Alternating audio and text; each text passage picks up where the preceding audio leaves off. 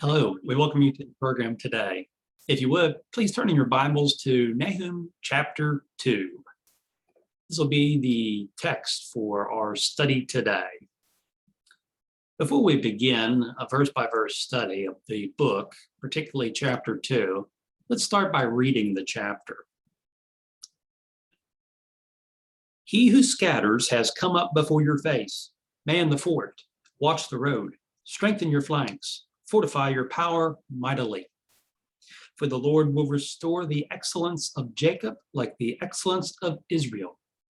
For the emptiers have emptied them out and ruined their vine branches. The shields of his mighty men are made red. The valiant men are in scarlet. The chariots come with flaming torches in the day of his preparation, and the spears are brandished. The chariots rage in the streets. They jostle one another in the broad roads. They seem like torches. They run like lightning. He remembers his nobles. They stumble in their walk. They make haste to her walls, and the defense is prepared. The gates of the rivers are opened, and the palace is dissolved. It is decreed, she shall be led away captive. She shall be brought up, and her maidservants shall lead her as with the voice of doves, beating their breasts. Though Nineveh of old was like a pool of water, now they flee away. Halt, halt, they cry, but no one turns back. Take spoil of silver, take spoil of gold.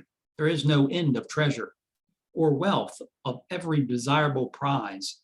She is empty, desolate, and waste. The heart melts and the knees shake. Much pain is in every side, and all their faces are drained of color. Where is the dwelling of the lions and the feeding place of the young lions? Where the lion walked, the lioness and the lion's cub, and no one made them afraid?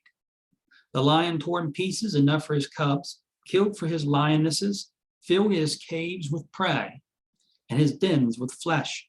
Behold, I am against you, says the Lord of hosts. I will burn your chariots in smoke, and the sword shall devour your young lions.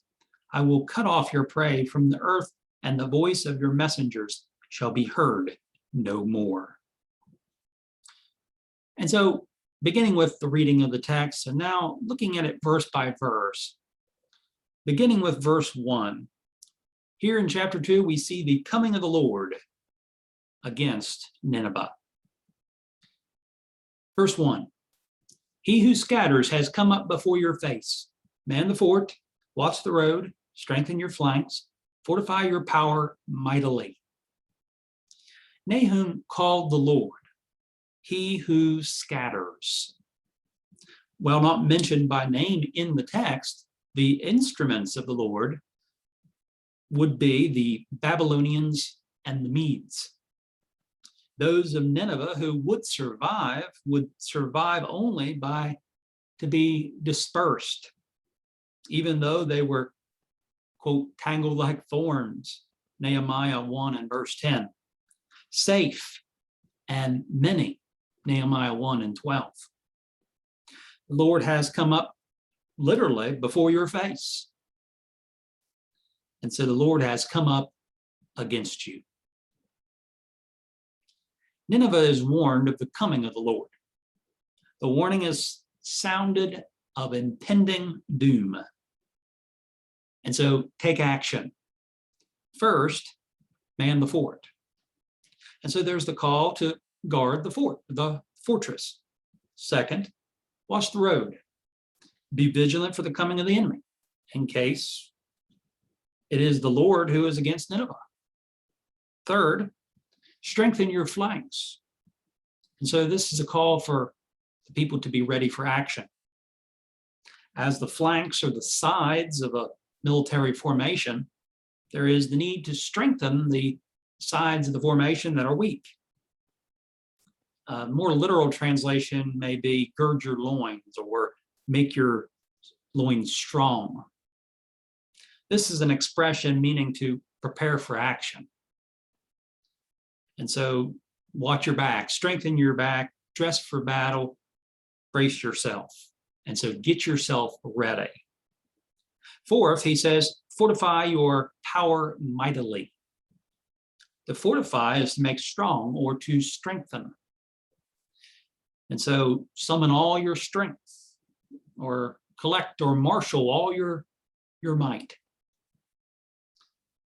And after all that, it's useless. All such action would be futile. Nineveh would fall.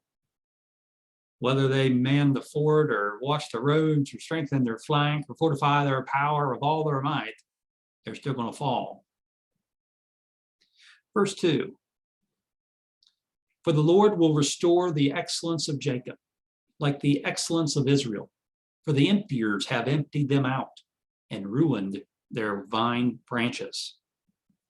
Nahum, the prophet, writes concerning the whole nation of 12 tribes of Israel, calling them Jacob and Israel. It was the Lord himself who gave Jacob, the father of the nation, the name Israel. The patriarchs Abraham, Isaac, and Jacob. And so the Lord called Jacob Israel. And from Jacob were the children of Israel. Genesis 32:28, Genesis 35:10. We see the origin of the name. We see that the Lord will restore the excellence of Jacob, like the excellence that the Lord had given Israel. And so his excellence, or their splendor, their majesty. Here, Nahum says that the emptiers had emptied them out. And so some versions read the devastators, the plunderers, the destroyers. But here you have the picture of these emptiers emptying out this place. It says here the emptiers had ruined their vine branches, and so they destroyed the people. The excellence that their enemies, particularly the Assyrians, had taken, the Lord would restore, according to the prophet Nahum. It's interesting that the emptiers become the emptied. Verse 2, for the Lord will restore. Now, verse 3, the shields of his mighty men are made red. The valiant men are in scarlet. The chariots come with flaming torches in the day of his preparation, and the spears are brandished. Nahum returns to he who scatters. We mentioned that he who scatters is the Lord, and the Lord would scatter the people of Assyria, the people of Nineveh, the capital of Assyria, with these invading armies. He who scatters. And so this describes the men who would come against Nineveh. Nahum chapter 2, verse 8. It describes them as having shields colored red, and that they were clothed in scarlet. He said that the chariots come with flaming torches. This may have literally been fire. They may have actually come with fire, using torches to burn Nineveh or to light the way to see. Later on, Nahum uses a simile in chapter 2:4, where he said, they seem like torches. So not that they were actually torches, but they seem like torches. Here we see that they would come with these flaming torches. This describes the day of preparation, how they were mustered, or how they were made ready for war. Their spears were brandished. To brandish something is to wave something or shake something in a threatening or in a menacing fashion, motion. This Hebrew term, according to Mounts, means to be made to quiver. And so the idea of shaking or quivering or waving, to brandish, to wave in a threatening motion. It says here that their spears were brandished, and the spears perhaps cypress or fir, were waved in a threatening way. The text says how that the shields were made red, or how they're colored red, another version reads. So this may suggest that they colored their shields red. Some have said that perhaps their shields were red with the blood of their enemies. Our version here reads, come with flaming torches.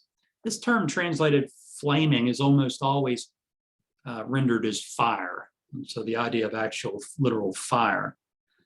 For example, in other occurrences in the book of Nahum, we see in chapter 1:6, 3:13, and 3:15 references to fire. The term rendered torches occurs only here.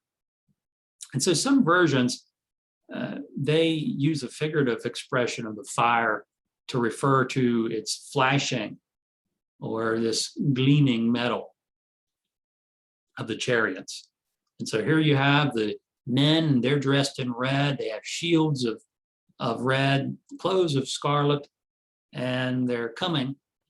You can imagine the glint of the light off of their steel, their weapons, or in the case here, as we see in our text, the idea of them coming with actual torches, fire, perhaps to burn the city or to see.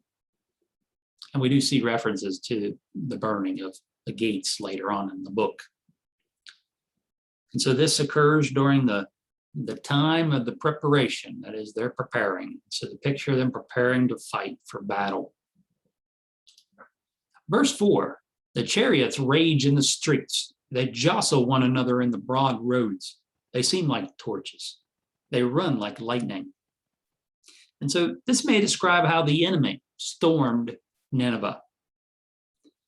And so the events that are described in the book of Nahum are not all in chronological order, but we see the various descriptions in this graphic nature, very, very descriptive. And so here in verse 4, we see how that they storm the city. The chariots are said to rage in the streets. And so this may describe how they madly raced through the roads of the city. In the streets, these chariots are said to jostle one another. And so one might imagine the chariots bumping into each other or coming close to colliding with each other as they're going back and forth, to and fro through the roads of the city, each one striving for the destruction of the city. They're all competing to who could do the most damage. And so they're raging in the streets. They're jostling one another, and it describes them as being like torches. And so like the gleaming torches. And it describes them running like lightning. And so here you see how they run quickly through the streets, running like lightning. Verse 5, he remembers his nobles. They stumble in their walk. They make haste to their walls, and the defense is prepared. Here, the text reads, he remembers his nobles. The pronoun he may refer to an individual, perhaps the king of Nineveh. Nahum later mentions the king of Assyria in Nahum chapter 3 and verse 18. And as we've mentioned, Nineveh is the capital of Assyria. So perhaps this is the king. And so he remembers his nobles. And so the king summons his nobles. So there's the picture of these nobles, these leaders, stumbling in their haste in order to get to the walls of the city in time. They are aware of the approaching enemies, and we see how they're stumbling to prepare themselves, to ready themselves. Nahum wrote, and the defense is prepared. What does he mean? Well, this term, defense, refers to some kind of covering, some kind of protective covering. The nobles may have discovered that their enemies already had moved into the position outside their walls. Perhaps they had battering rams moved against the wall of the city. You might imagine having some kind of movable roof structure, some kind of protective shield to protect from danger of arrows or weapons of that nature as they move into position. So having this defensive or protective covering. And so the defense is prepared. It may also be, maybe was the nobles ordered protection for their men who are defending the city. So it could be either one. Verse 5, the first three portions of the passage describe perhaps the king of Nineveh or Assyria and how the officers or how these nobles stumble in their way to the wall, making haste to the wall in order to ready a defense. But it's too late. So either way, it's too late. It may be both. You can imagine the people waging siege warfare outside or have a defense, and perhaps these nobles are also calling for a defense of the city itself. Verse 6, the gates of the rivers are opened and the palace is dissolved. Earlier, Nahum foretold how the Lord would make an utter end of his enemies. He specifically referred to the city of Nineveh. Nahum 1 and verse 8, it says, but with an overflowing flood, he will make an utter end of its place, and darkness will pursue his enemies. This may refer to the suddenness and the swiftness of the destruction of the city, like the destruction brought on by overflowing rivers during a time of flood. It is as though the gates of the rivers are opened wide, bringing on swift destruction to the city. However, as the Lord used the instruments of the Babylonians and the Medes as for the destruction of Nineveh, he may have also used a flood in order to destroy Nineveh. He may have used both. And so the flood may be an actual literal flood. It may also refer figuratively to the flood of the people coming into the city for their destruction. And so here we see that the place, the palace of Nineveh is dissolved. The same term is also translated milt in Nahum 1 in verse 5. And so Nahum speaks of how fire would devour them. Here you have water, such as in a flood, and you have fire, as mentioned earlier, Nahum 3:13 and Nahum 3:15. So here you have the destruction of the city, and also the destruction of the palace within the city. And so the place of the king. Verse 7, it is decreed, she shall be led away captive, she shall be brought up, and her maidservants shall lead her as with the voice of doves, beating their breasts. And so here, verse 7, the decree against Nineveh is given by the Lord. Nineveh shall be led away captive or exiled in shame.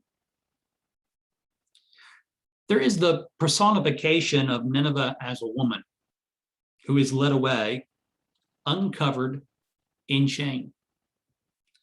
And so some versions read stripped.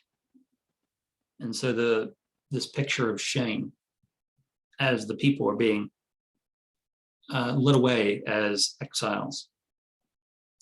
Nahum 3 and 5, it says, behold, I am against you, says the Lord of hosts. I will lift your skirts over your face. I will show the nations your nakedness and the kingdoms your shame. And so here we see the humiliating defeat and captivity of the people of the city.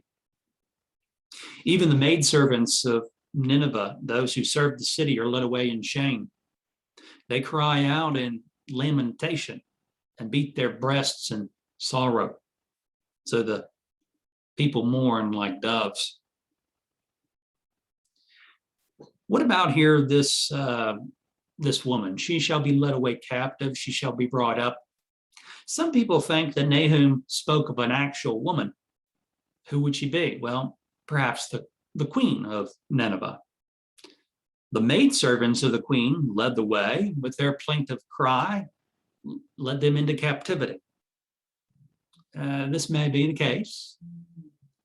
I mentioned earlier that Nahum may have given a personification here of Nineveh, not an actual woman, but perhaps it could have been an actual woman too, perhaps even the queen from the palace. And so the city of Nineveh is destroyed, nevertheless. Verse 8.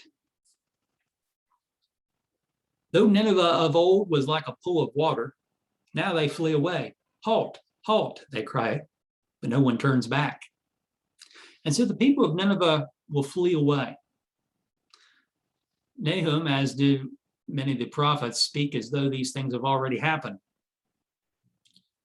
Here, he's describing the people of Nineveh running away. Despite the cry from their leaders to stay, they will flee, and no one will turn back. The term translated halt or stop literally means stand. Stand, stand, they cry. Stand in your place.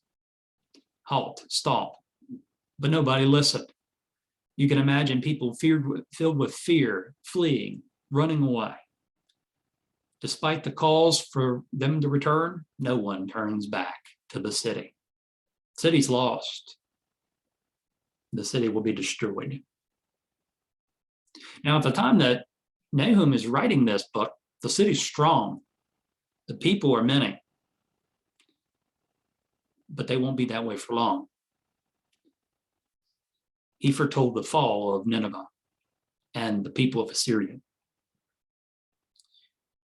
Here we see that the text describes how Nineveh was like a pool of water. What does that mean? Well, whatever it means, we see that while they were like a pool of water, now they flee. So here you have people that were running away. Perhaps being like a pool of water would mean just the opposite of running away. The words of old in this passage were throughout her days, and so from the beginning. So she's been this way. And so describing how the city has been this way for so long. Some versions, though, read, whose waters run away, or whose water is draining away. Think about this for a minute. This might help us to understand what it means to be like a pool of water. A pool here refers to a man-made pool, or perhaps to a reservoir. A reservoir is used to store water for use. It's supposed to stay put until it's ready to be used. And so though Nineveh was like a pool of water, so though she was like a water reservoir, now we see that the water's draining away. We see that the waters are running away. And so that might be the meaning here of being like a pool of water. So how they used to be, like a pool of water, now they're running away. It's like a reservoir or a pool with a leak in it. The water's running out. And despite the best efforts, it doesn't come back. And so they're calling out for the people to turn back, but nobody's turning back. And so they're like a pool of water or a reservoir with a leak, or the water draining away from the pool. Verse 9, take spoil of silver, take spoil of gold. There is no end of treasure, or wealth of every desirable prize. Nineveh, who had plundered nations and cities in the past, taking treasures such as silver and gold, will now find themselves plundered, pillaged. And so these plunderers will find great treasure of wealth of silver and gold and every other desirable prize that they might desire here within the city. And so while these Ninevites and the people of Assyria were once pillagers and plunderers themselves, eaters, emptiers, now they'll become the emptied. Now they'll become the pillaged and the plundered, the ransacked.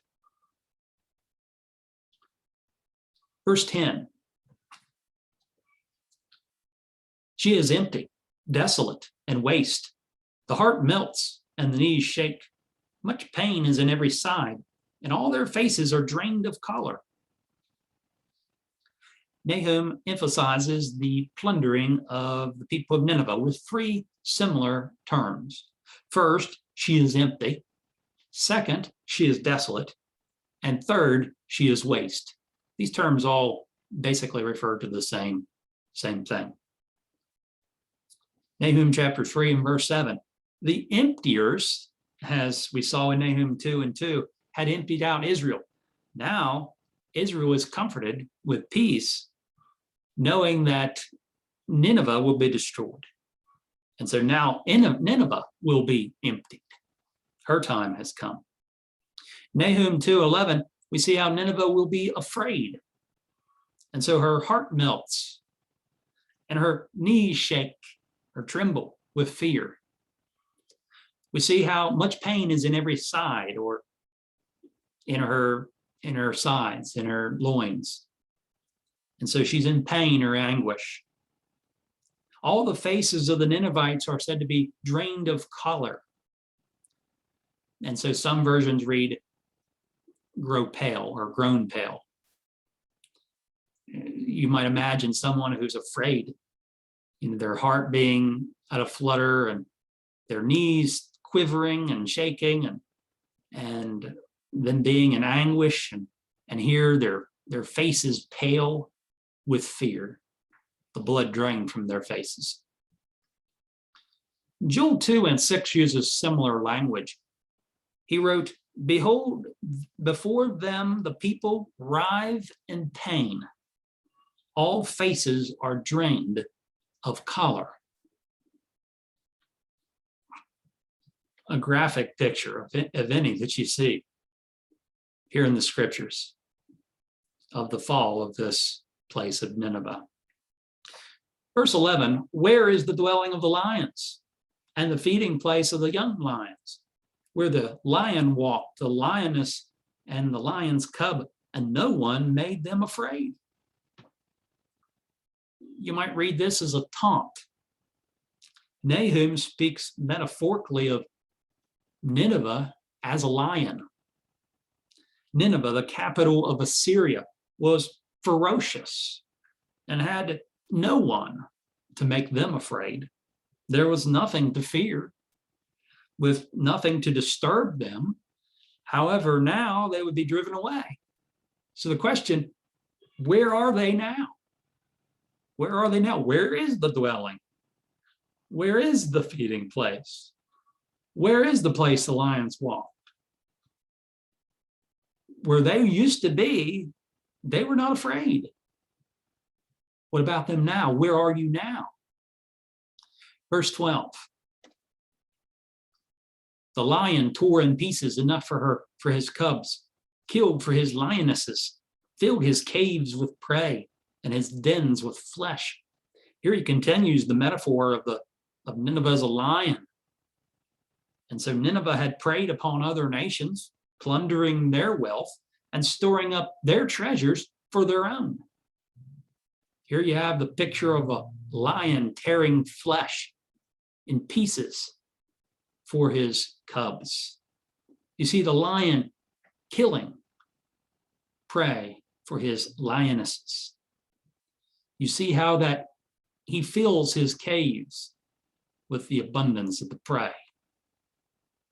Normally you see the picture of the lions and these other predators, and they consume their fill to the full. They eat it all.